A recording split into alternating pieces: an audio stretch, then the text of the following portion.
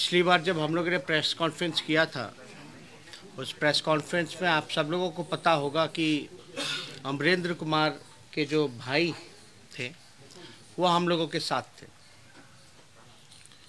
पूरी घटनाक्रम को उन्होंने आप लोगों के सामने रखा और आप लोगों के सामने घटनाक्रम रखने के बाद जो है मंत्री जी के जो भतीजे हैं वो उनके घर पे जाते हैं और उनके घर पे बूढ़े माँ बाप वो रहते हैं, वहाँ उनको धमकी दी गई। हमको सूचना तुरंत अमरेंद्र के भाई ने दिया और हमने वहाँ तात्कालीन ही उस समय वहाँ मुजफ्फरपुर के एसपी से इस घटना का जिक्र किया और सुरक्षा प्रदान करने की मांग की। पिछले प्रेस कॉन्फ्रेंस में भी हमने कहा था कि सुरक्षा दी जाए, कुछ भी हो सकता है। और आप हिम्मत देख सकते हैं कि प्रेस कॉन्फ्रेंस करने के बाद भी उसी वक्त उसके भतीजे मंत्री के वहाँ पहुँचते हैं और धमकाने का काम करते हैं। शुरू के दौर में अगर देखा जाए, जब इल्ज़ाम लग रहा था मंत्री जी पर, तो मंत्री जी ये कहते थे कि मेरा भाई से 10 साल से कोई रिश्ता नहीं है, ना मिलना है और ना ही स्कूल के बारे में। वो जब बात कहते थे तो कहते थे कि स्कूल का जो है एग्रीमेंट हो रखा है। जब पिछली बार हमने प्रेस कॉन्फ्रेंस करके ये बताया, ज़मीन उनके भाई के नाम पे है, स्कूल का नाम उनके पिता के नाम पे है, व्यवस्थापक जो हैं उनके भाई हैं और संस्थापक जो हैं मंत्री जी खुद हैं। वो बोर्ड की पिक्चर भी हमने आप लोगों को दिखाई थी। उस प्रेस कॉन्फ्रेंस के बाद मंत्री जी ने कबूल किया कि हाँ, ज़मीन उन्हीं के भाई की है जो कि बंटवारा हो गया था। उन्होंने ये स्वीकार किया, जो अब तक कहते थे कि स्कूल जो है उनका नहीं है, उनके भाई की नहीं है। उन्होंने स्वीकार किया कि स्कूल जो है उन्हीं की भाई की है। और आप देख सकते हैं कि लगातार मंत्री ने हम सब लोगों को, आपको, बिहार की जनता को गुमराह करने का काम किया। ये घटना जो है 8-9 नवंबर की 2020 की बात है और हम लोग लगातार ये कहते रहे हैं कि जब सब कुछ स्पष्ट हो चुका है कि मंत्री का भाई का ज़मीन है, उसी का परिसर है, स्कूल उन्हीं का है, तो अब तक मंत्री जी के भाई की गिरफ्तारी क्यों नहीं हुई? अगर आप को हम दिखाना चाहेंगे, एक पुलिस डायरी हमारे पास है जिसमें कि पूरा रिपोर्ट का जिक्र है। इस पुलिस डायरी में स्पष्ट लिखा है कि परिसर के मालिक जो हैं हंसलाल राय, साफ तौर पे लिखा है। और एक सूचना और देना चाहेंगे, लोग खानदान की बात करते हैं लेकिन हम इतनी ओछी बात और निचले स्तर पे जाकर के ये बातें नहीं करेंगे।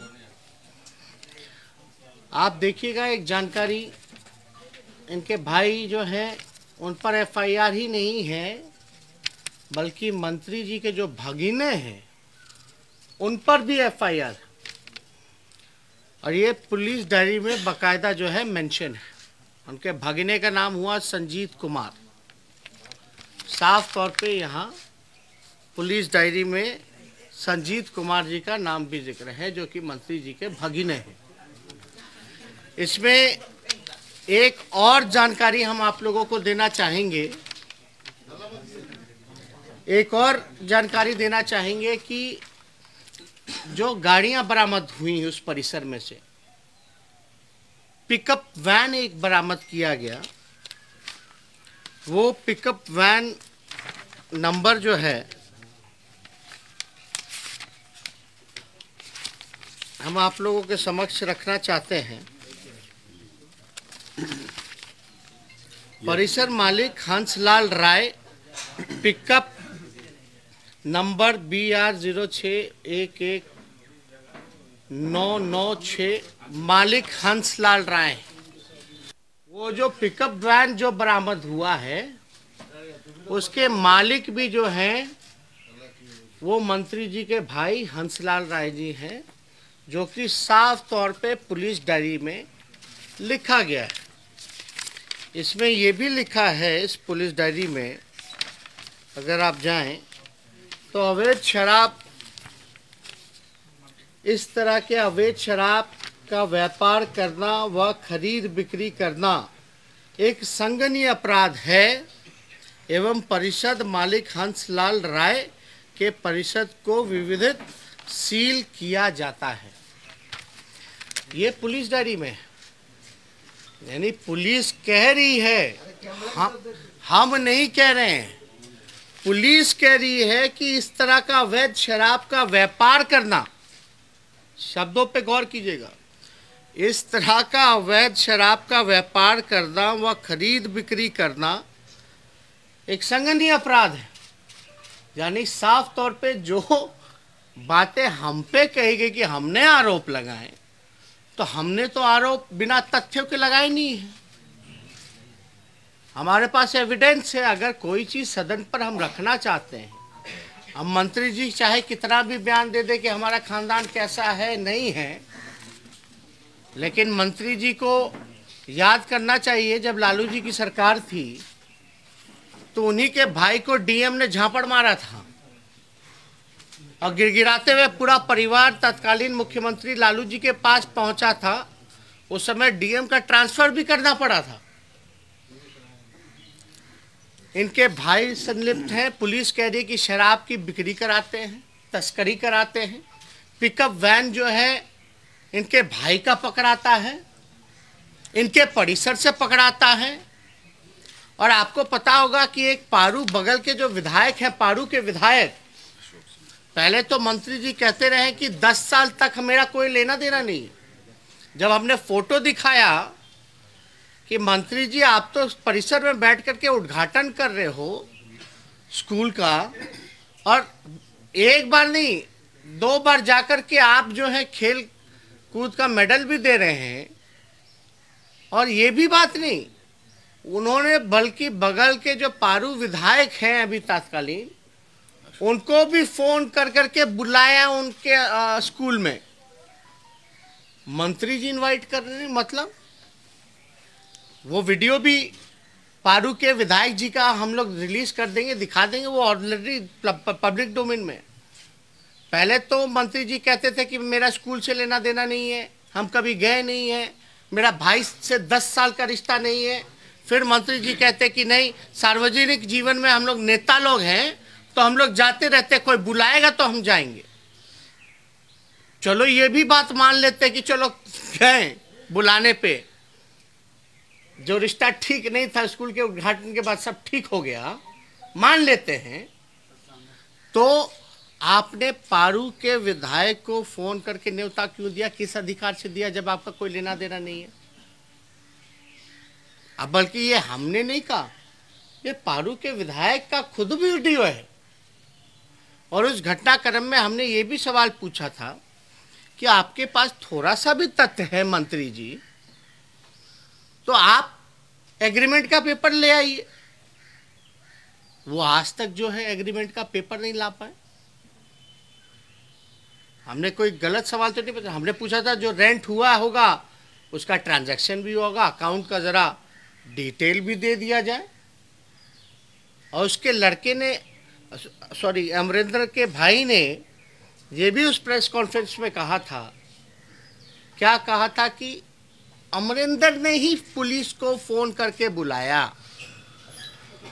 अब जिसने फ़ोन करके पुलिस को बुलाया वही जेल में है। अब मंत्री जी के भाई भागिने जो हैं वो बाहर हैं। घटना कब की है? नवंबर की है। आज नवंबर, दिसंबर, जनवरी, फरवरी, मार्च, लगभग जो है 5वां महीना ख़त्म होने जा रहा है, और 5 महीने में भी मंत्री की भाई की गिरफ्तारी नहीं होती है। मंत्री जो है खुद और विधायकों को फ़ोन करके बुलाता है, शामिल होने स्कूल के उद्घाटन में या और किसी चीज़ को लेकर के बुलाया होगा स्कूल में, तो हम तो साफ तौर पे एविडेंस रख रहे।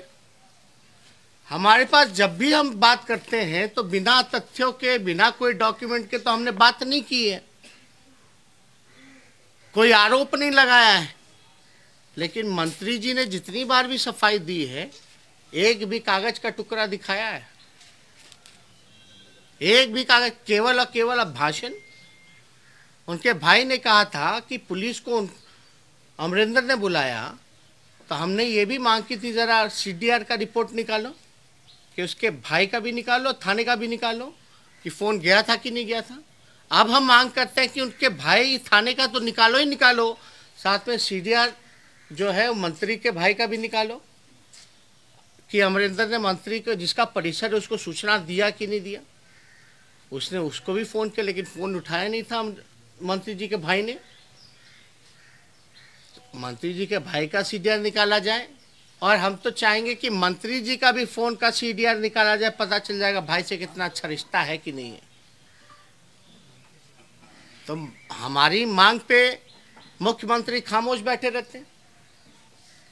आप बताइए, मंत्रिमंडल उनका है, होम डिपार्टमेंट उनका है, और मुख्यमंत्री जो है मुंह में दही जमा करके कल सारा तमाशा देखते रहे। कितनी अशोभनीय घटना, वो भी तब जब गृह डिपार्टमेंट की मांग पे चर्चा चल रही है। हमको सदन में इन डॉक्यूमेंट को रखने नहीं दिया गया, पूरी बात नहीं कही गई। एक स्ट्रैटेजी के तहत जो है, बाद में आइएगा, कमरे में आइएगा। ये कमरे में क्यों आए भाई? अगर हम गलत बोलेंगे हम पे कार्रवाई करो। मानहानि का मुकदमा करना जल्दी थोड़ा कर दीजिए। मेरा अधिकार बनता है सदन के पटल पे बिहार की जनता को अवगत कराना कि हकीकत कैसे चल रहा है। बात बात पे बिहार के डिप्टी चीफ मिनिस्टर वो स्पीकर को गाइड कर रहे हैं, आसन को गाइड कर रहे हैं। एक मंत्री जो है मुक्का दिखा रहे हैं, एक मंत्री जो है फरिया लेंगे खानदान पे आ जाते हैं, और मुख्यमंत्री वहीं बैठ के सारा तमाशा देखते हैं। ये तो पूरी तरीके से लोकतंत्र की हत्या है। और हम तो ये कहेंगे कि 1 अप्रैल को याद कीजिएगा, 1 अप्रैल का दिन जो है बहुत खास होता है। मुख्यमंत्री जी, अगर आप 1 अप्रैल तक उसके भाई को गिरफ्तार नहीं कर पाते हैं,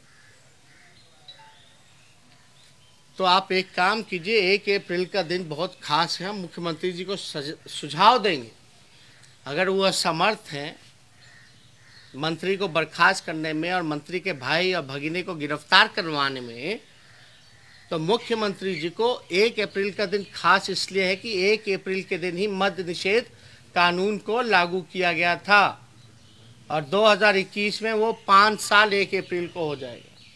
तो 1 अप्रैल तक अगर गिरफ्तार नहीं कर पाते हैं, तो हम चाहेंगे कि मुख्यमंत्री जी एक ठेका जो है CM हाउस में खोल लें, और एक और ठेके जो है मंत्रियों के आवास में खुलवा दें। इससे अवैध शराब की तस्करी नहीं होगी, आपको मंत्रियों को जो है बर्खास्त करने की ज़रूरत नहीं होगी, और गांधी जी भी बड़ा प्रसन्न हो रहे होंगे आपके इस करतूत को देख करके। बापू का बार बार जिक्र करने वाले, मद्य निषेध को लेकर के जिक्र करने वाले, सुशासन की बात करने वाले, ना बचाते हैं ना फंसाते हैं की बात करने वाले, न्याय के साथ विकास करने वाले की जो बातें हैं, आप ज़रा सुन लीजिए। मेरा तो सुझाव होगा कि ज़रा 1 अप्रैल तक नहीं गिरफ्तार कर पाता है मुख्यमंत्री, नहीं कर सकते हैं, तो आप ज़रा दुकान खुलवा लीजिए। क्या स्थिति बनी हुई है। अब जिसका भाई 5 महीने से, मंत्री का भाई क्यों नहीं गिरफ्तार हुआ? क्योंकि वो मंत्री का भाई। एक तरफ गरीब को फांसी पे सज़ा हो रही है, कई लोगों का बिना ट्रायल जो है वो केस चल रहा है, लेकिन मंत्री के भाई गिरफ्तार हो ही नहीं सकते। शराबबंदी कानून को लेकर के तो करियर जो है वो पकड़े जा रहे हैं छोटे मोटे, लेकिन मेन सप्लायर क्यों नहीं पकड़ा जा रहा? क्या कार्रवाई की गई? इनके एक गुंडे विधायक हैं, वो हत्या कर देते हैं। जिसकी हत्या होती है उनकी बीवी हमारे साथ बैठ करके प्रेस कॉन्फ्रेंस करके सारी सच्चाई बताती है, कोई कार्रवाई नहीं की जाती। इनके मंत्री जो हैं झूमते रहते हैं, ठुमका लगाते रहते हैं शराब के नशे में, कोई कार्रवाई नहीं होती है। मंत्री जो है तस्करी कराता है, उसका भाई भगना सब इसमें इन्वॉल्व है, कोई कार्रवाई नहीं की जाती है। थाना खुला कि नहीं खुला, बताएं ज़रा क्या चल रहा है, क्या कार्रवाई की जा रही है। उल्टा सदन के अंदर लोकतंत्र के मंदिर पर विपक्ष के नेता को मुक्का दिखाया जाता है, अभद्र टिप्पणियां की जाती हैं, बोलने से रोका जाता है और डिप्टी सीएम ताली टिपा रहे हैं। ये घटना कितना अशोभनीय है। अब बताइए मेरे पास कौन सा प्लेटफॉर्म, मेरे पास तो ये सदन ही है एक प्लेटफॉर्म जहां हमको अधिकार है कि अपनी बात को हम रख सकते हैं। और हम हर एक चीज जो है बिना, हमको सब किसी का चरित्र हनन करने का हमको शौक नहीं है। हम बेकार की फालतू बातें नहीं करते, बिना एविडेंस के, बिना तथ्यों के हम किसी पे आरोप नहीं लगाते जब तक हम खुद से देख ना लें। मानहानि का मुकदमा करेंगे, मानहानि का मुकदमा करेंगे, अब तक कर ही नहीं रहे मानहानि का मुकदमा। जरा जल्दी कर दे, हम भी इंतजार में हैं। उसका जवाब देने के लिए हम इच्छुक हैं, लेकिन उससे पहले मुख्यमंत्री क्या कर रहे हैं भाई? ये किस बात के मुख्यमंत्री हैं, किस बात के गृह मंत्री हैं? कहीं कुछ नहीं। इसलिए ये बड़ा शर्मनाक घटना है और एक तरह से सरकार के लोग डिफेंड कर रहे हैं। अद्भुत तो तब ये लगता है कि सरकार के लोग डिफेंड कर रहे हैं। अगर 66% मंत्री दागी हैं तो दागी हैं, जो कि कई सर्वे एजेंसी द्वारा हमको जानकारी मिली, डॉक्यूमेंट द्वारा, उनके एफिडेविट द्वारा जानकारी मिली। जब सदन में हमको कुछ कहने का, सप्लीमेंट्री पूछने का, कोई बात को रखने का, अति महत्वपूर्ण घटना हो गया उसका जिक्र करने का विथ एविडेंस नहीं रख सकते हैं, तो सदन का क्या काम रह गया फिर? इसलिए ये एक गंभीर मसला है। हम फिर से अपील करेंगे कि मंत्री जी अगर हमारी बातों को सुन रहे हो तो थोड़ा प्रोड्यूस कीजिए डॉक्यूमेंट, रेंट का एग्रीमेंट, ट्रांजैक्शन हुआ होगा एग्रीमेंट के तहत जिस अकाउंट में, वो भी प्रोड्यूस कर दें, पब्लिक डोमेन में डाल दें, पता चल जाएगा। और आपका लेना देना नहीं है तो हम मुख्यमंत्री से पूछना चाहते हैं, इनके पुलिस डायरी में सब कुछ है, पुलिस ही कह रही है कि अवैध है तस्करी करना, पिकअप वैन उनका है, परिसर उनका है, तो मुख्यमंत्री बैठे क्यों? उनके भाई को गिरफ्तार क्यों नहीं कर रहे भाई? मुख्यमंत्री क्या कर रहे हैं? उनके भगिनी को गिरफ्तार क्यों नहीं कर रहे? अब इतना एविडेंस आने के बाद भी हम उम्मीद करते हैं कि मुख्यमंत्री जो है कुछ कार्रवाई करेंगे, नहीं तो 1 अप्रैल को सीएम हाउस में एक दारू का ठेका खोल लेंगे जिससे मंत्रियों को बचाया जा सके। और तो कोई उपाय है नहीं। अब तो सार्वजनिक है, लोग जो है, बिहार के लोग जो है सरकार पे थू थू कर रही है कि किस स्तर तक ये लोग जा सकते हैं। लाइव बिहार यूट्यूब पर सब्सक्राइब और फेसबुक पर लाइक जरूर करें।